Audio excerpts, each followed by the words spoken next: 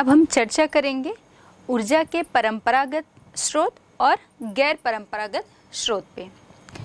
दोनों में एक अंतर है। ऊर्जा के जो परंपरागत स्रोत हैं, जैसे आपका कोयला है, प्राकृतिक गैस है, पेट्रोलियम की हम बात करें तो ये सभी सीमित रूप में है, सीमित संसाधन हैं और साथ ही साथ पर्यावरण के लिए प्रदूषणकारी भी हैं। वहीं जब हम गैर परंपरागत ऊर्जा स्रोत की बात करते हैं तो ये असीमित संसाधन है। असीमित कैसे? जैसे हमारा सूर्य का प्रकाश असीमित है, वो चलने वाली जो पवन है, चाहे हम किसी भी प्रकार की पवन की बात करें, चाहे व्यापारिक पवन की बात करें, मौसमी पवनों की बात करें, पछुआ हवाओं की बात करें, सभी असीमित है। मतलब जब तक सृष्टि है तब तक ये अनवरत रूप से चलती रहेगी। तो सौर ऊर्जा, पवन ऊर्जा, बायोगैस, ये सब जो ऊर्जा के गैर परंपरागत स्रोत हैं, ये असीमित मात्रा में हमारे पास उपलब्ध हैं और साथ ही साथ इनके प्रयोग से पर्यावरण को किसी भी प्रकार का कोई नुकसान नहीं होता। तो चलिए अब हम बात कर लेते हैं कोयले के संबंध में। ऊर्जा का जो परंपरागत स्रोत है कोयला। अब हम देखते हैं ऊर्जा के परंपरागत दूसरा जो हमारा स्रोत है वो है आपका प्राकृतिक गैस। प्राकृतिक गैस जो है वो एक महत्वपूर्ण ईंधन है और आज के समय में हम बात करें तो इसका उपयोग बढ़ता जा रहा है लगातार और विभिन्न उद्योगों में ये एक चालक शक्ति के रूप में भी प्रयोग किया जाता है। घरों में घरेलू ईंधन के रूप में प्रयोग किया जाता है। तो प्राकृतिक गैस की इसके महत्व को देखते हुए gas authority of India limited, GAIL जिसे हम कहते हैं, इसकी स्थापना की गई और इसकी स्थापना 1984 में 1984 में की गई है। हम जब पेट्रोलियम की बात कर रहे थे तो हमने देखा था कि पेट्रोलियम को हम खनन कार्य के द्वारा, ये एक जीवाश्म ईंधन था, तो जिस भी स्थान पर पेट्रोलियम प्राप्त किया जाता है वहीं पर से आपको प्राकृतिक गैस की भी प्राप्ति होती है और पेट्रोलियम के निकालने के पहले प्राकृतिक गैस जो है वो वहाँ पर उपलब्ध होता है, क्योंकि पेट्रोलियम की अपेक्षा प्राकृतिक गैस जो है वो हल्का होता है। इसलिए पाइपलाइन में भी या जहाँ से भी हम निकाल रहे हैं तो पेट्रोलियम के पहले वहाँ पर प्राकृतिक गैस जो है उपलब्ध होता है। हम भारत में देखें तो जो तमिलनाडु है, तमिलनाडु का रामनाथपुरम जो जिला है, वहाँ पर प्राकृतिक गैस के विशाल भंडार होने के संकेत मिले हैं। तो जब ये यहाँ पर खनन कार्य या प्राकृतिक गैस को निकालने का कार्य, उसका जो यूज़ है वो अच्छी तरह से होने लगेगा तो फिर हमें बहुत बड़ी मात्रा में प्राकृतिक गैस जो है वो उपलब्ध हो जाएगा और हम अपने देश में इसकी कमी को बहुत हद तक कम कर पाएंगे। अब हम नेक्स्ट देखते हैं नाभिकीय ऊर्जा। नाभिकीय ऊर्जा जो है वो वर्तमान समय में हम कोयला देख रहे हैं, पेट्रोलियम या प्राकृतिक गैस, तो इसकी सीमित मात्रा को देखते हुए नाभिकीय ऊर्जा जो है वो एक महत्वपूर्ण संसाधन के रूप में, या हम कहें कि ऊर्जा संसाधन के रूप में हमारे सामने उभर कर आया है। इसे हम परमाणु विद्युत या फिर नाभिकीय ऊर्जा दोनों नाम से जानते हैं। हम अपने भारत में देखें तो इसकी शुरुआत या इसकी खोज कहा जाए तो ये डॉक्टर होमी जहांगीर भाभा के द्वारा किया गया है। और ये किससे प्राप्त किया जाता है नाभिकीय ऊर्जा या परमाणु विद्युत जो है, तो ये आपके यूरेनियम है, थोरियम है या जिरकोनियम, और ऐसे ही जो रेडियोधर्मी तत्व, अन्य रेडियोधर्मी तत्व की हम बात करें तो जब इन रेडियोधर्मी तत्वों में विखंडन होता है तो इनके विखंडन से नाभिकीय ऊर्जा या ऊर्जा की जो प्राप्ति है वो होती है। अब हम देखते हैं कि 25 लाख किलोग्राम कोयले को जलाकर जितनी मात्रा में ऊर्जा प्राप्त की जाती है उतनी ही ऊर्जा जो है वो सिर्फ आपके 1 किलोग्राम नाभिकीय ऊर्जा से उत्पन्न की जा सकती है। तो जब 1 किलो नाभिकीय ऊर्जा से हमारा काम चल जा रहा है तो हम 25 लाख किलोग्राम कोयले को क्यों वेस्ट करें? हम क्यों ना 1 किलो नाभिकीय ऊर्जा से ही काम चला लें। अब हम देखते हैं, जैसे यूरेनियम की हमने बात की थी, यूरेनियम भी एक रेडियोधर्मी तत्व है और जब इसका विखंडन होता है तो इससे ऊर्जा जो है वो उत्पन्न होती है। तो ये आपके प्रमुख रूप से हम देखेंगे तो झारखंड के सिंहभूम और जादूगुड़ा में इसका खनन कार्य जो है वो यूरेनियम का किया जाता है, वहाँ यूरेनियम की प्राप्ति होती है। अब हम राजस्थान में बात करेंगे तो राजस्थान के अलवर, झुंझुनू और उदयपुर में यूरेनियम की प्राप्ति होती है या यूरेनियम के भंडार मिले हैं। हिमाचल प्रदेश में हम देखेंगे तो हिमाचल प्रदेश का कुल्लू में हमें यूरेनियम के भंडार मिलते हैं। महाराष्ट्र में आपका भंडारा है। अब हम बात करते हैं हमारे भारत में नाभिकीय ऊर्जा के क्षेत्र में परमाणु ऊर्जा आयोग का जो है गठन किया गया और आयोग की स्थापना जो है वो आपके 1948 में की गई, 1948 में। और यहाँ पर जो संस्थान इसके माध्यम से स्थापित किया गया जिसका नाम है आपका ट्राबे परमाणु ऊर्जा संस्थान, ये आपका 1954 में स्थापित किया गया है। अब इसका नाम जो है वो बदलकर डॉक्टर होमी जहांगीर भाभा, जिन्होंने हमारे भारत में नाभिकीय ऊर्जा की खोज की थी, इनके नाम पर ही अब इसका नाम बदलकर भाभा परमाणु अनुसंधान केंद्र जो है वो रखा गया है। और ये नाम परिवर्तन किया गया 1967 में, 1967 में। अब हम देख लेते हैं नाभिकीय ऊर्जा की जो परियोजनाएं भारत में संचालित हैं तो वो कौन कौन से हैं और किन किन स्थानों पर ये स्थापित किए गए हैं। हम देखते हैं तारापुर, महाराष्ट्र। तारापुर जो है अनुसंधान केंद्र आपका महाराष्ट्र में संचालित है ये परियोजना। इसके बाद रावत भाटा जो है ये आपके राजस्थान में है। राजस्थान में रावत भाटा परियोजना संचालित है। कलपक्कम जो है ये तमिलनाडु में संचालित की जा रही है और नरोरा परियोजना जो है ये आपके उत्तर प्रदेश में संचालित की जा रही है। तो ये आपके प्रमुख परमाणु या हम कहें परमाणु विद्युत या नाभिकीय ऊर्जा की प्रमुख परियोजनाएं हैं जो अलग अलग राज्यों में संचालित की जा रही हैं। वर्तमान समय में हम कोयले की सीमित मात्रा में उपलब्धता को देखते हुए नाभिकीय ऊर्जा जो है ये हमारे सामने एक बहुत हम बेहतर विकल्प कह सकते हैं, जिसमें हालांकि ये कीमती तो होती है लेकिन इसकी बहुत कम मात्रा से हम अधिक ऊर्जा जो है वो उत्पन्न कर सकते हैं। तो हमें अभी इसमें और अधिक जो है इसे अधिक बेहतर तरीके से विकसित करने के लिए इसकी खोज की जानी चाहिए और इसके कोयले के बेहतर विकल्प के रूप में हमें इसे प्रयोग किया जाना चाहिए। जैसे हमने देखा था यूरेनियम जो है या जिरकोनियम, ये सब जो है ये रेडियोधर्मी तत्व थे। तो हमने अभी बात की थी यूरेनियम जो है ये आपका किन किन राज्यों में मिलता है। वहीं जब हम जिरकोनियम की बात करेंगे तो जिरकोनियम में केरल जो है वो सबसे आगे है और यहाँ लगभग 5 टन जिरकोनियम के भंडार मिलते हैं। अब हम थोरियम को देख लेते हैं। तो थोरियम आपका मोनोजाइट और इल्मेनाइट, ये दोनों जो हैं अयस्क हैं थोरियम के। मोनोजाइट और इल्मेनाइट अयस्क से हम थोरियम जो है प्राप्त करते हैं और ये भी हमें केरल के तटीय क्षेत्रों में बहुत अधिक मात्रा में उपलब्ध मिलते हैं।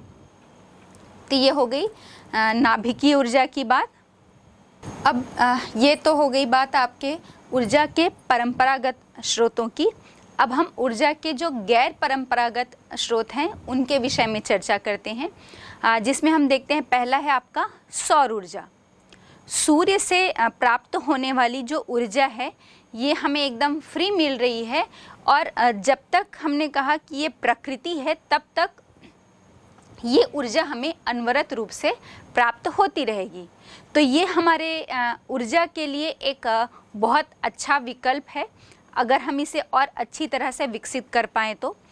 सौर ऊर्जा जो है वो आपके फोटोवोल्टिक सेलों से सूर्य की जो किरणें होती हैं, सूर्य से जो आने वाली किरणें हैं, उनको ऊर्जा में परिवर्तित करके किया जा सकता है या किया जाता है।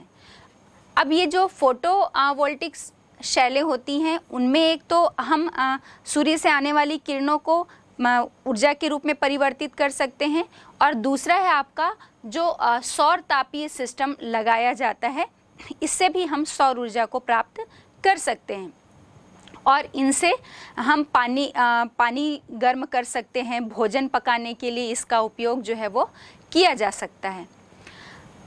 ये सौर ऊर्जा जो है ये हमारे पर्यावरण के अनुकूल है, इससे किसी भी प्रकार का पर्यावरण प्रदूषण नहीं होता, और साथ ही साथ एक बार जब हम इसे लगाते हैं इस संयंत्र को, तभी हमें ये खर्च आता है, और उसके बाद ये बहुत कम खर्च में हम इसे प्राप्त कर सकते हैं, और साथ ही साथ इसे बनाने में, इसके निर्माण में भी बहुत आसानी होती है।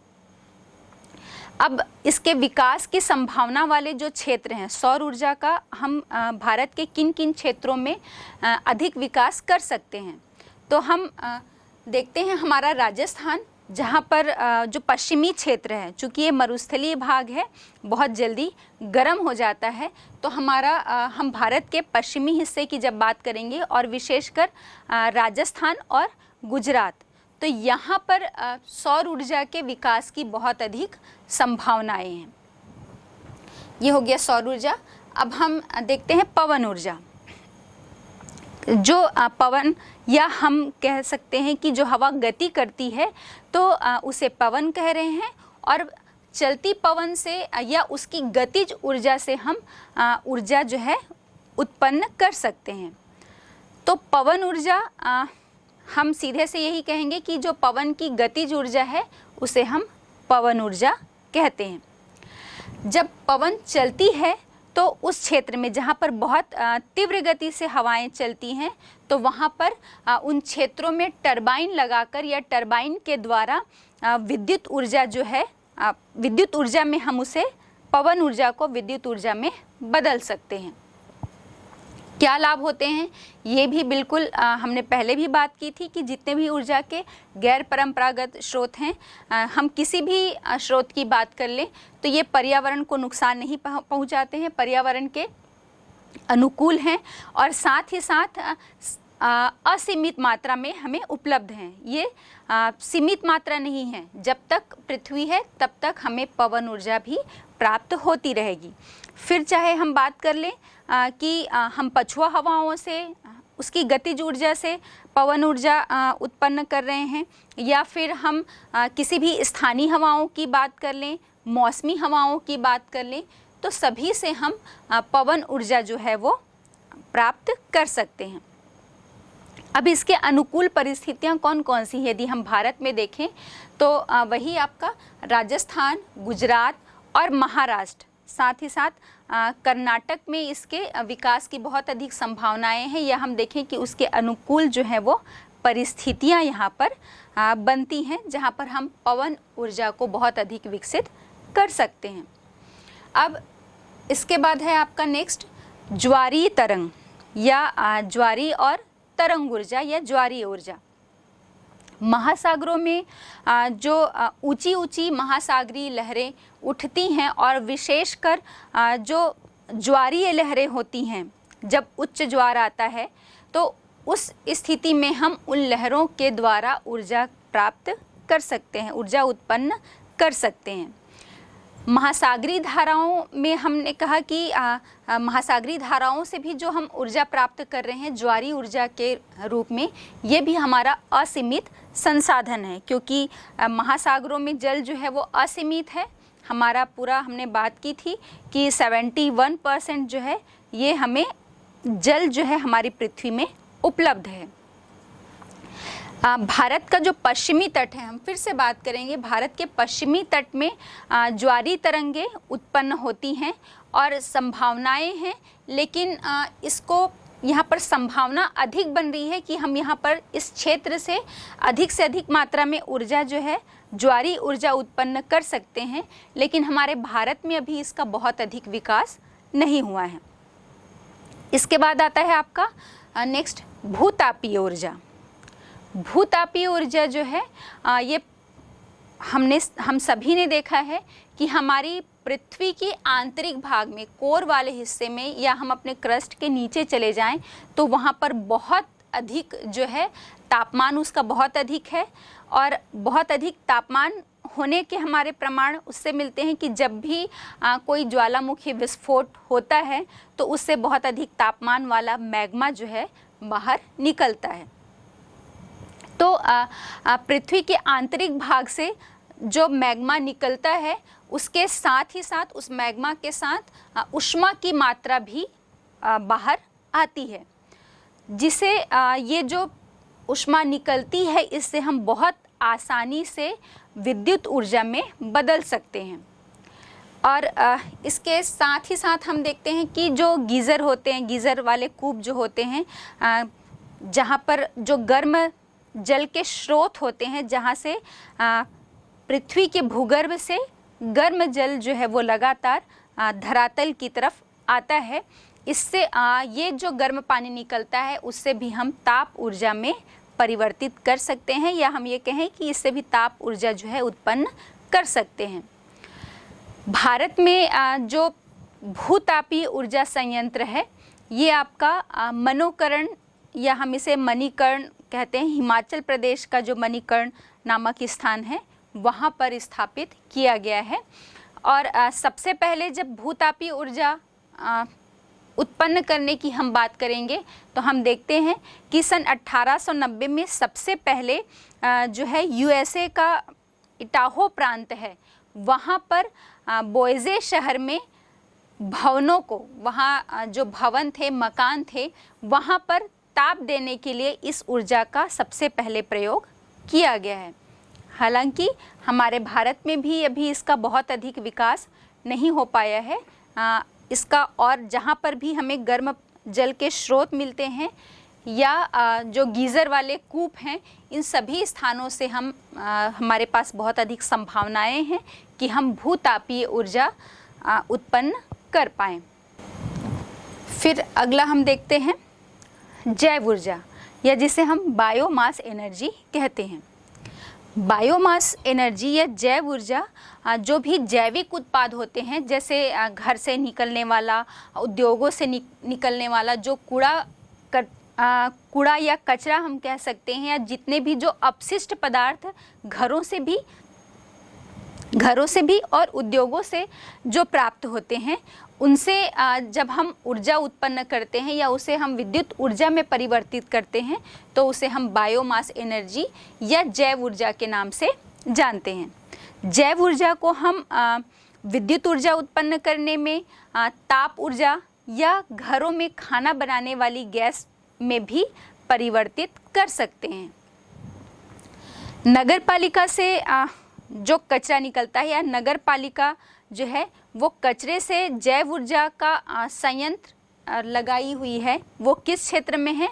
आपके नई दिल्ली के ओखला में जैव ऊर्जा संयंत्र की स्थापना की गई है। अब ये हमने देखा हमारे पास इतने बेहतर विकल्प हैं ऊर्जा के गैर परंपरागत स्रोत के रूप में, जिसे यदि हम बहुत अच्छे से अपने देश में भी विकसित कर लें तो जो हमारे सीमित संसाधन हैं, सीमित ऊर्जा के जो संसाधन हैं, जिसे हम परंपरागत ऊर्जा के स्रोत कहते हैं, इन सभी का हमें बेहतर विकल्प मिल सकता है, और वो भी हम अपने पर्यावरण को सुरक्षित और संरक्षित रखते हुए इन सभी का उपयोग कर सकते हैं।